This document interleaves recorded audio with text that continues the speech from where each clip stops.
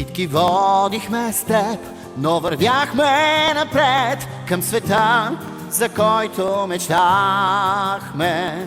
По пътя ни имаше. Роден съм на улица Йосиф Шнитер, а това е неговия паметник.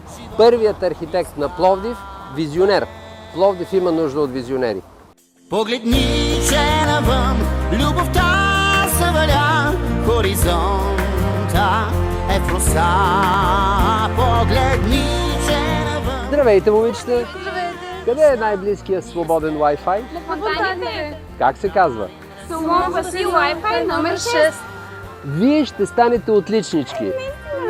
Шестица за изборите.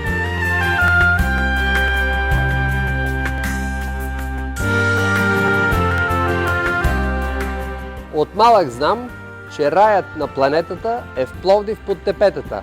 Майна, 6 номер. НДСВ и Народна партия Свобода и Достойнство. Бъди в центъра. Купуването и продаването на гласове е престъпление.